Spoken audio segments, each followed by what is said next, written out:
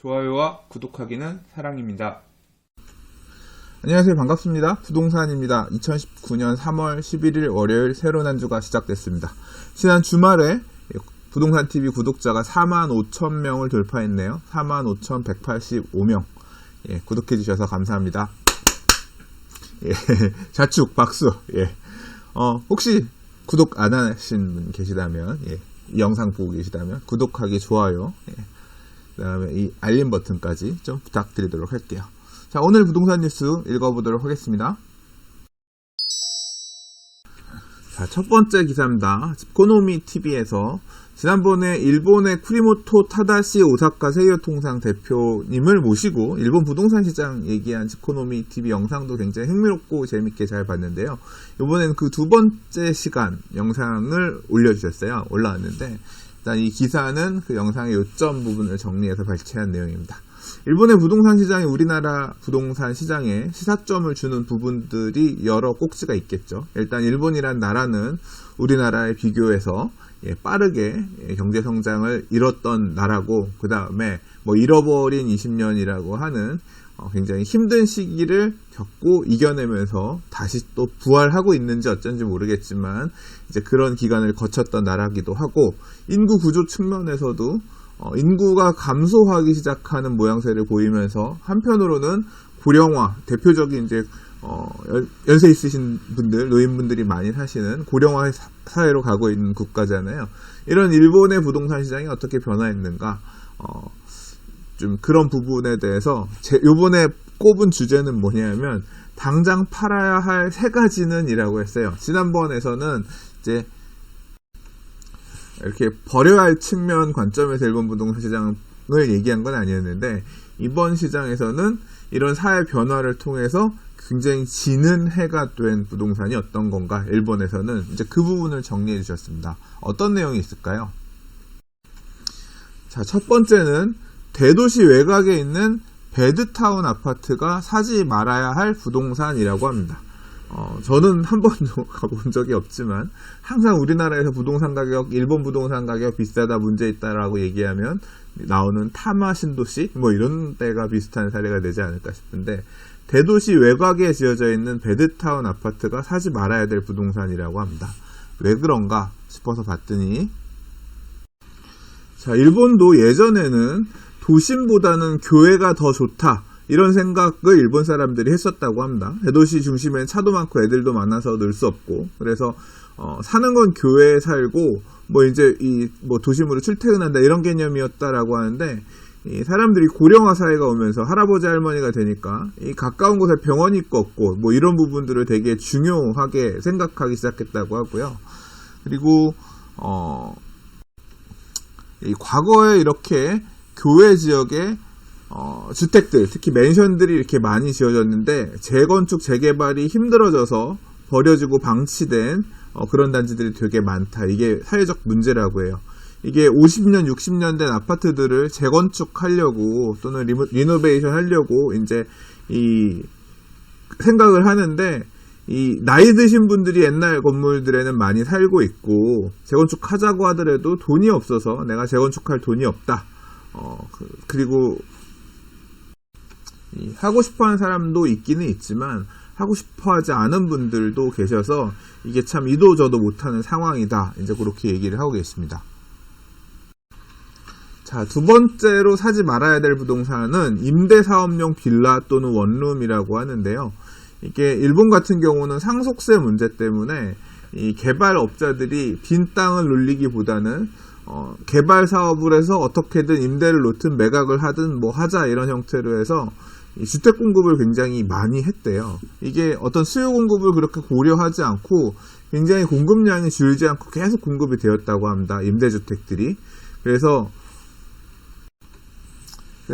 일단 짓고 보자, 내가 짓는 집은 크게 문제 없을 거야, 이런 생각으로 계속 공급이 되었고, 지금 제시되어 있는 일본 주택의 총 공급 추이라고 하는 그래프를 보더라도 공급량이 줄지 않고 계속 늘어난 모습을 볼 수가 있죠. 물론 2013년 늘어났던 거는 일본의 부동산 시장도 나쁘지 않았던 부분, 그런 부분들도 어느 정도 반영이 됐기 때문에 그랬으리라 생각은 되긴 합니다만, 임대사업 목적의 주택들이 굉장히 과포화 상태인 경우들이 있다. 그런 지역들 같은 경우는 수요가 없는 지역에 너무 많이 지어져서 되게 곤란한 상황들이 연출되고 있다.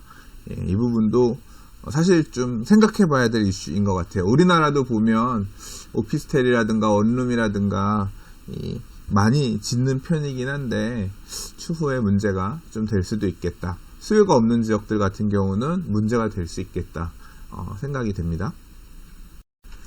자, 마지막으로 사지 말아야 될 부동산, 지방의 외딴 단독주택이라고 합니다. 이게 빵원, 제발 집 좀 받아주세요. 빵원에 팝니다. 집 사가주세요. 이런 집들이 무상양도합니다. 이런 집들이 되게 많이 있대요. 자, 일본에서도 주택의 숫자가 부족하던 시절에 집들을 막 여기저기에 지었는데 지하철역에서 거리가 먼 지역, 그래도 이제 차라리 도심 같은 경우는 그나마 나은데 이제 도심이 아닌 지역에도 이런 지역에다가 주택들을 지은 곳들이 있는데 이런 물량들이 지금 가보면 거의 다 빈집이래요. 그래서 그냥 와서 공짜로 드릴 테니까 좀 제발 사주세요 이런 목소리는 있지만 그럼에도 불구하고 사람들이 지금 보니까 영엔 무상양도 한다고 하는 이런 멀쩡한 집이 있지만 사람들이 그래도 가져가지 않는다는 거. 왜 가져가지 않느냐, 왜 이런 공짜 집을 받아가지 않느냐, 이게 이 세금이 많아서 이 세금 내는 게 부담이기 때문에 오히려 돈이 나가는 형태의 부동산, 마이너스 부동산이 되는 거기 때문에 기피하는 그런 현상이 생기고 있다라고 합니다. 이런 내용들을 종합해보면 그런 것 같습니다. 결국 도심, 사람이 몰리는 중심 지역에 있는 부동산들에 집중을 해야 되는 것 같고, 사이드 이런 것들은 가급적이면 자산 정리를 해서 중심으로 붙어라. 이 임대 목적의 주택이라고 하더라도 다 좋은 게 아니라 장기적으로 수요가 있을 만한 지역 중심으로 임대 목적의 주택도 봐야 된다라고 생각이 되고,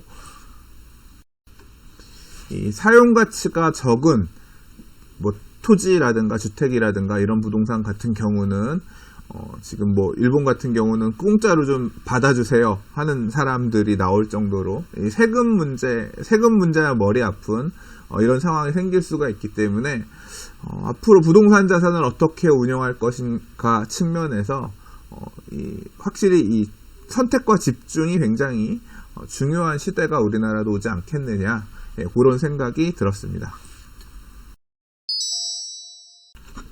자, 다음 기사입니다. 직방에서 보도자료를 낸 것 같습니다. 그래서 여러 언론사에서 이 자료를 받아가지고 기사들을 냈는데요. 자, 이 직방에서 올 초에 이제 이 부동산 시장의 분양 청약 경쟁률들을 좀 조사해서 이 내용을 정리해서 올려줬습니다. 그래서 이 11일 금융결전의 청약 결과를 분석한 결과에 따르면 1월달, 2월달 아파트 청약 경쟁률은 전국이 12.2대1, 수도권 2.8대1, 지방 23.4대1로서 수도권이 많이 안 좋아졌고 지방은 상대적으로 좀 뭐 국지적인 과열이 있는 것 같다, 이런 식으로 좀 정리가 되었는데요. 1순위 청약 미달률을 조사를 해보면 전국 16.9%, 수도권은 21.4%, 지방 11.5%로 수도권 쪽은 오히려 미달이 21% 정도 되고 지방 같은 경우는 11.5%, 마찬가지로 아까 과열된 것도 지방 쪽이 조금 더 경쟁률이 높아 보였다고 하면 수도권은 좀 더 낮은, 그러니까 수도권이 좀 더 미달이 많고 지방이 미달이 적은 뭐 이런 형태로 보여집니다.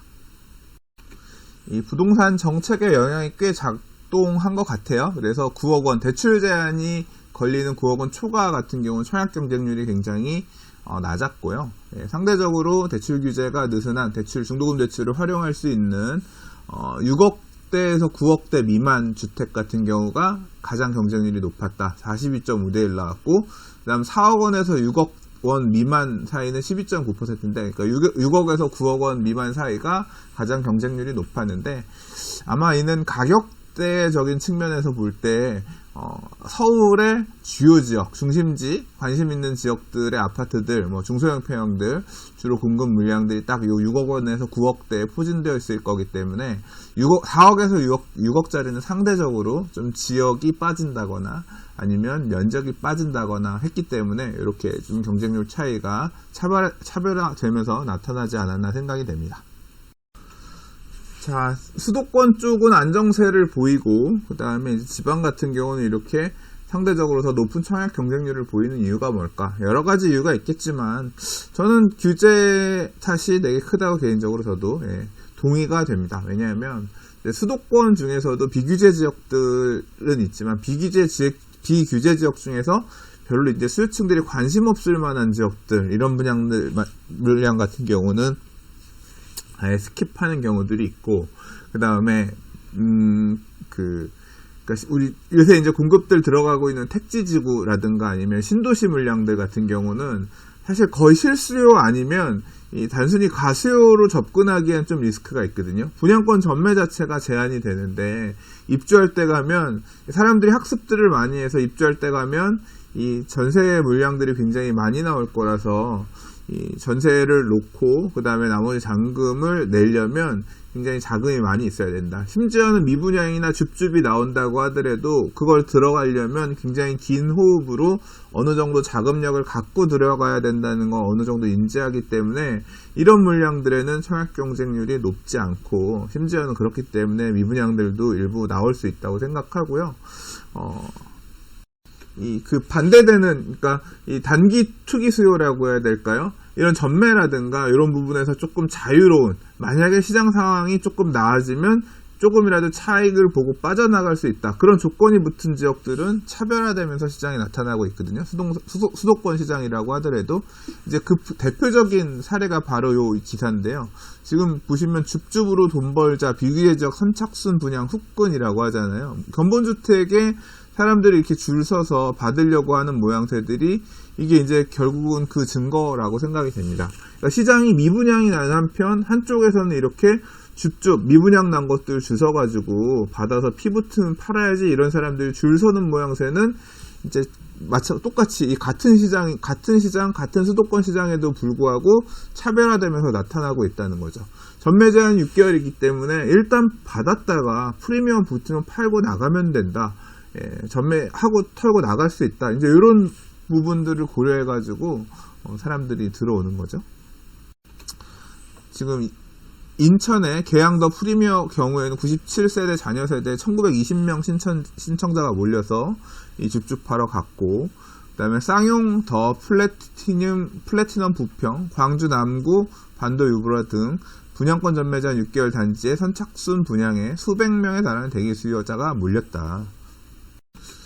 자, 앞선 기사에서 보면 주택 정책이 수도권 분양 시장의 가수요 잡았나라고 질문을 했지만 이런 흐름을 보면 느낄 수 있겠죠. 가수요를 잡으려고 이 정책이 작동한 부분은 어느 정도 가수요를 실제로 잡은 건 맞는 것 같은데, 이제 이런 규제 지역으로 지정되지 않은 지역들 같은 경우는 상대적으로 풍선 효과처럼 가수요들이 튀어가서 여전히 이제 줄 서고 있는 모습 보인다.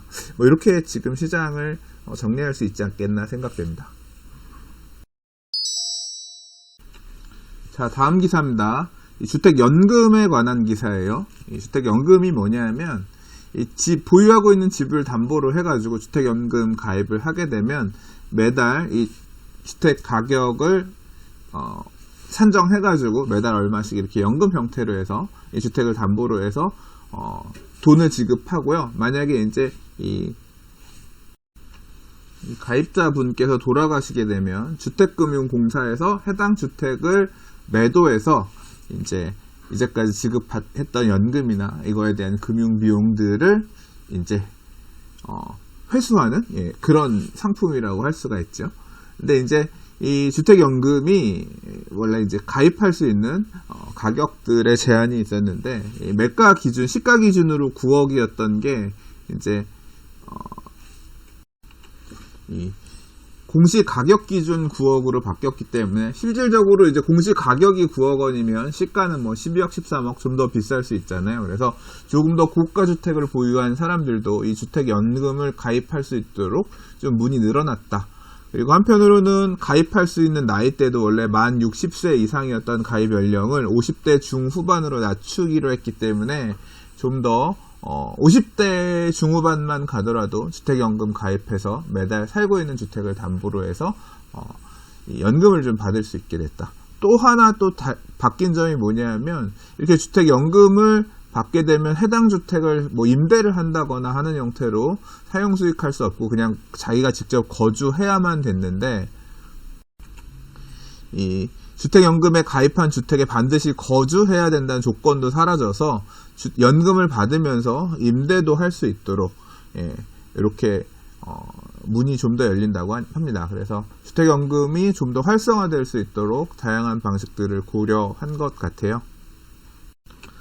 그런데 사실 이 주택연금 관련해서 가장 고민되는 부분은 그거죠.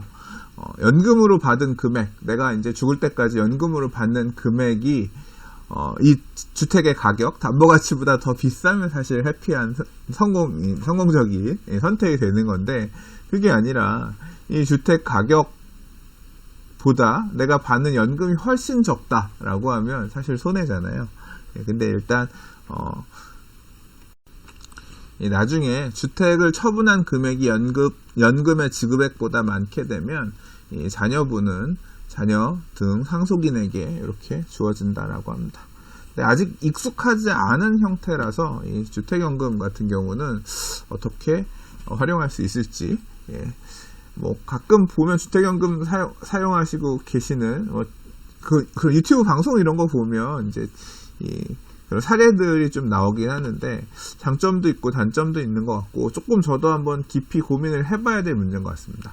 이 주택연금 말고 토지 투자하시는 분들이 이 농지연금 이런 거 가지고 또 이제 이 구멍을 찾아내서 일반적으로 이제 경매를 굉장히 싸게 농지를 받은 다음에 농지의 공시 가격 자체가 높기 때문에 그걸 담보로 해가지고 이제 또 이 농지연금 타먹는 그런 팁들, 꿀팁들 이런 것들 활용하시는 사례들도 본 적은 있긴 한데 뭐 주택연금은 사실 이제 그런 쪽이랑은 조금 아무래도 이 주택의 가격이라고 하는 거는 더 시장 안에서 결정이 되기 때문에 농지연금처럼 뭐 빈구멍이 있거나 그럴 거라고 생각은 안 되지만 이제 차차 과거에는 아까 보셨던 것처럼 이 가입할 수 있는 가액이라든가 이런 부분들이 굉장히 좀 닫혀 있었다라고 하면 점차 확대하기 위해서 가입 연령대도 낮추고 주택의 가격 자체도 높인다고 하니까 저도 조금 기회가 되면 한번 좀 심도 있게 내용들을 살펴봐야겠구나 이제 그런 필요성을 느끼게끔 해주는 기사여서 한번 소개해봤습니다. 자, 다음 기사입니다. 매매도 전세도 덜 떨어진 서울 도심권 아파트. 이유는 도심의 부동산 가격이 상대적으로 이 조정장 하락장에서 탄탄하게 버티고 있다. 그 이유는 뭘까? 뭐 이 부분을 좀 찝어가지고 기사를 써주셨네요. 서울의 아파트의 매매 가격과 전세금이 동시에 하락한 상황이지만 도심권 아파트의 시세는 상대적으로 덜 떨어지는 것으로 나타났고 뭐 이는 투자 수요가 상대적으로 적은 곳이었기 때문에 하락폭이 적었다는 분석이 나온다.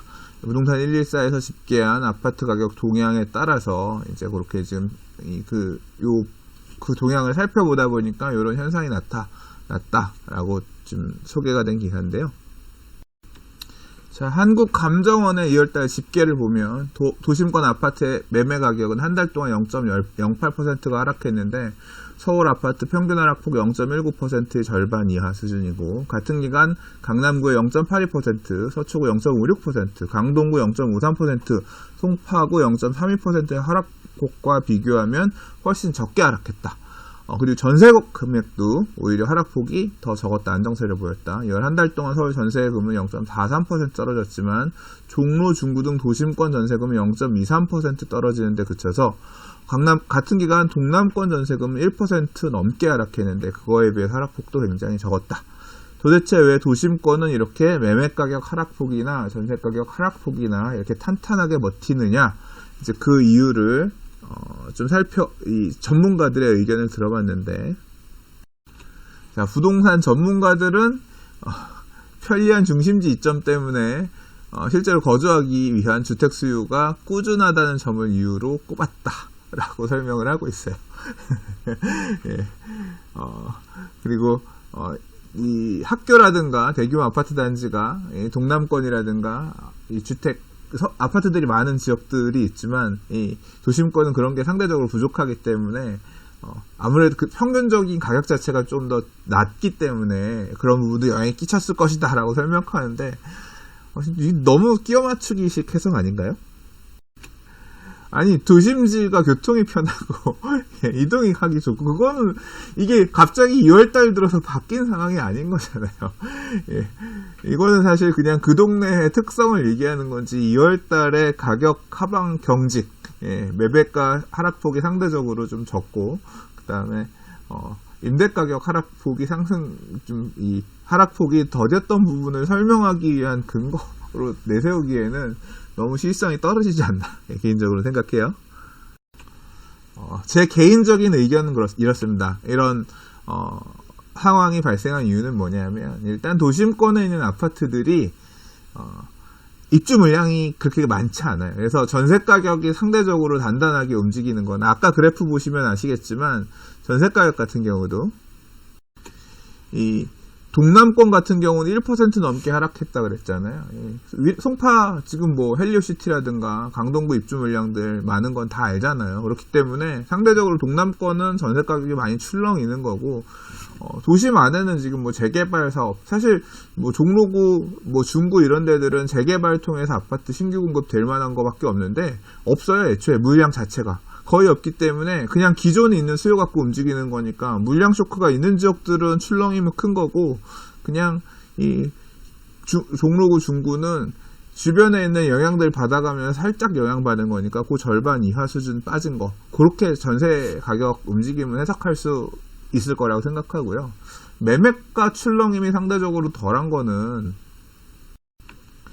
이 딱 엊그저께 읽었던 어제 뭐 부동산 별별 수다에서도 있었고 그 전에 뉴스 읽었던 데서도 포함되어 있는 거지만 아파트 가격 하락폭 서울 아파트 가격이 움직이는 게 전체적으로 서울 전체로 봤을 땐 하락이지만 상대적으로 보면 강남권에 있는 비싼 아파트들은 굉장히 하락을 한 반면에 6억대, 7억대, 그러니까 중하위권 이하에 있는 아파트들은 오히려 0.85% 올랐다. 이렇게 설명되는 그 기사 보셨잖아요. 그게 이제 순환매 장세의 특징이다. 많이 올랐던 애들은 상승부를 일부 반납하지만 안 올랐던 애들은 그 기간에도 꾸역꾸역 갭을 메우면서 올라간다 말씀을 드렸잖아요. 중구하고 종로구에 있는 연차가 있는 가격대들이 애매한 애들이 꾸역꾸역 일부 좀 많이 올랐던 애들은 빠지면서 조정받고 있지만 덜 올랐던 그 시절에 별로 사람들한테 인기를 끌지 못했던 눈길에 들지 못했던 아파트들은 올랐던 게 없었기 때문에 꾸역꾸역 올라가면서 하락률이 0.08% 하락으로 상대적으로 많이 올랐던 지역들에 비해서 하락폭도 작게 나타났다. 저는 이렇게 설명하는 게 더 맞지 않나. 예. 중구가 도심 교통이 편하기 때문에 뭐 덜 떨어졌다. 그렇게 설명하기보다는 이런 순환매의 어떤 과정 속에서 종로구나 중구가 차지하고 있는 위치가 그 정도이기 때문에 그런 아파트들이 다수 있기 때문에 그렇다. 그렇게 설명을 하는 게 더 맞지 않나. 예, 개인적으로 그렇게 생각이 됩니다. 자, 오늘 준비한 뉴스는 여기까지입니다. 오늘도 봐주셔서 들어주셔서 감사합니다. 내일 또 다른 부동산 뉴스와 이슈를 가지고 인사드리도록 할게요. 도움 되셨다면 좋아요 꼭 부탁드리겠고요. 예. 아직 구독하기 누르시지 않으셨으면 구독하기, 그 다음에 알람 설정도 부탁드리겠습니다. 그럼 내일 다시 찾아뵐게요. 감사합니다. 부동산이었습니다.